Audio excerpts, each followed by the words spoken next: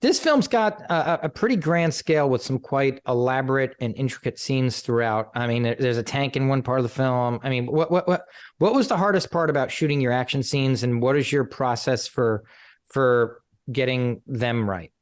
Yeah, I found out the special effects man had his own tank. He showed me a picture of it. So then I begged him to bring it in for that one scene. One scene. And, so the tank was there. It's been mentioned by quite a few reviewers, so we probably should have used the tank more. But there you go. It was an afterthought. Action on a film like this, which is extraordinary tight budget, really really tight schedule, is just making sure everyone knows exactly what they're doing, where they're supposed to be, what's going to be working. Where the gun guy in England, you have to have two gun guys when they come out to set. In America, you have one armor. In England, you have to have two. Yeah, well, we've learned about that lately.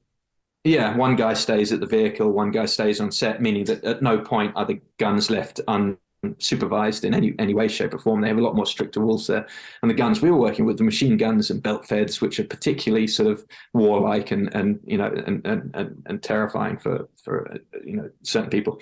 So we those two guys are earning more than your four camera ACs put together combined, because there is only a finite amount of people with the licenses for guns. So in a film where you have guns in every single scene, you then have to work out how I've only got budgeted for 5 days of gun guys. So you have to make sure that when there's guns being fired, because the replica guns don't require a handler.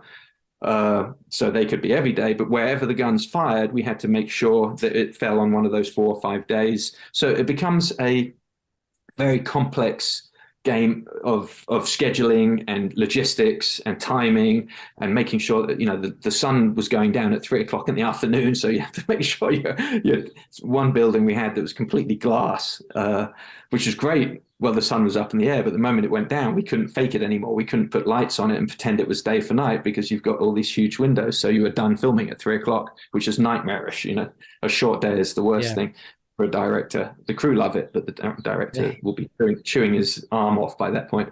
So you're really really focused on doing everything as efficiently, as quickly as possible, and then on top of that, you're dealing with stunts, special effects, gunfire, fighting, knives, vehicles. So everything has to be safe, which takes a little bit longer, as I'm sure you're aware. The crew needs to know what's going on, so you have what's called a safety meeting.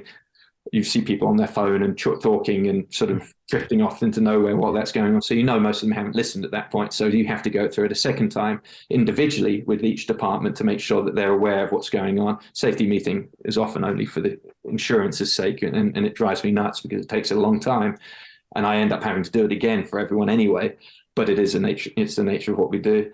And making sure people are in safe positions. No one's going to get hurt. The assistant director, who in the case on that film was very inexperienced, had never done an action film before. So myself and the stunt coordinators had to take him through how it was going to be handled, and how things were going to work, and what speed we could go at that was a safe speed to work at, but was not jeopardizing anyone's safety. So those are things that take priority, and then from that you have to try and make it creative and interesting, and the camera setups look beautiful and the lighting look nice, and that takes a certain amount of time.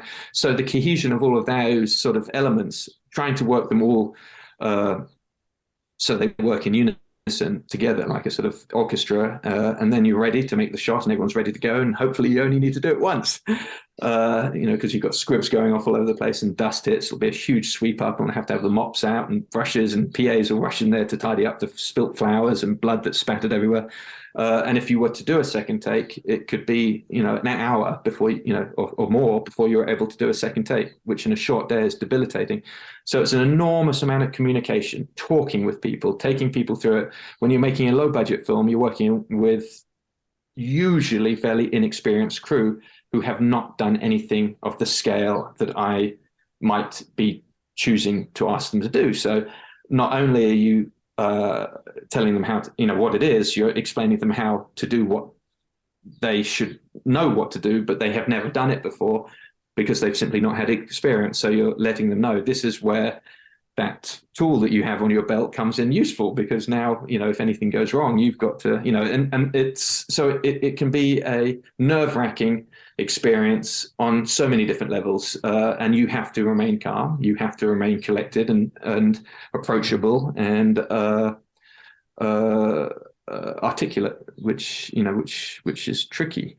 How involved were you with the ins and outs of the stunts and choreography? I mean, did you try to stay away, or is that something you still wanted to be actively involved in? We had a second unit running, but I'd seen all of the I watched the choreography physically. I'd been there and watched what they were preparing for me in rehearsal with Thomas, with Jess Liaudin, with the stunt doubles and the stunt coordinator. I purposely didn't want to be involved in the second unit. I shoot up to the first punch and I shoot from the bloody ending. I shot that, which established the lighting style, the setups, the set, the wardrobe. And from that point, they can get on with it. There's no reason for me to be there. They've shot previs with a video camera telling me which angles they're going to shoot. Thomas knows what he needs to do in terms of performance. Jess Liaudin and a second unit director who's worth anything will help making sure that they're aware of, when their eyes should be wider, or whether it looks like they're focusing on the choreography, which is the worst thing in the world, or they're in the moment. So all he has to do is remind them to stay in the moment. But all they're really doing is filling in what they've already done.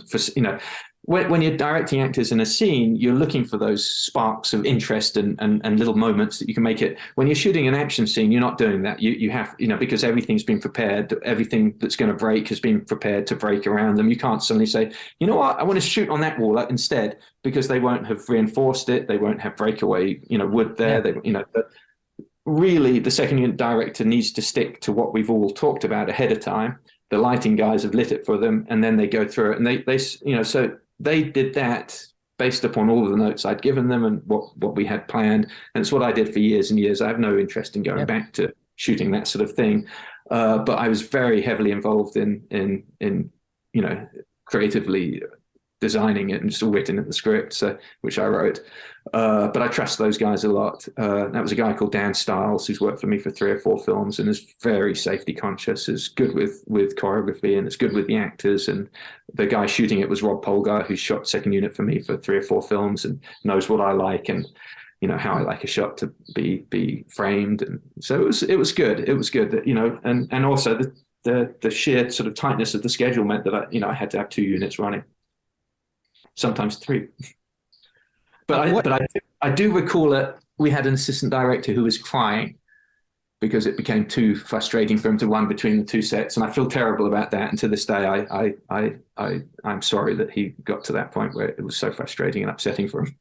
But it was very complicated, and we had a stunt double for Thomas and then the real Thomas, but we didn't have a stunt double for Jess Liaudin. So Jess was going backwards and forwards between the 2 sets, and it was the same wardrobe. But his makeup had to change because I don't know if you remember, but he has an eye popped out and scratches. And so that had to be watched and wiped off and then reapplied over there. Yeah, and so then, you had to, so all the consistency. Yeah, I think that was the cause of the tears. It was just very, I think the makeup people got very mad at him, and he didn't know. It's easy to run into a continuity issue with all that kind of fun stuff. So it becomes very frustrating, but for a lot of people. But ultimately, it all came together, and I'm very proud of it as a film. It's a hell of a difficult film. No one goes to see a film and sees a listing of all the difficulties you had to deal with in making it, or how low the budget was. They have to sit and watch the film for the sake of whether it worked or not. Yeah. And I'm proud of what we pulled off. The fact that Lionsgate have got behind it is wonderful, and they've given it a theatrical release, which is incredibly bold and ballsy and brave of them in this day and age, where the only films that are getting theatrical releases are huge star-driven pictures. They like this one. So they've actually done pretty well with a number of things like that of late. I think that a Jesus Revolution being one of them. I think that they've films that you wouldn't think would get that kind of thing. I think they've done. What turned out to be your favorite scene to shoot in the film, and was it the one you thought it would be when you were writing the script? Funnily enough, when I heard that this was going to get a theatrical of the size it was, I was terrified because, it's like the film is so small. I've done bigger films than this, but this is the one that got chosen. It is interesting that Lionsgate chose to put it out theatrically. But so my favorite scene in the picture, there's 2. And they both involve Declan McBride, who's played by Dean Jagger, who I think is an enormously interesting actor with a very subtle range. The first is when he visits the formerly Ukrainian base that's been taken over by a Russian Cossack, where he's buying his artillery piece, and they drive on in the Jeep. And I like that moment. I like that. For me, that's interesting because that's when the film skips, and it's no longer just a film about good guys and bad guys. And you start to realize this fellow is an international bad guy, and it's, has got something else going on.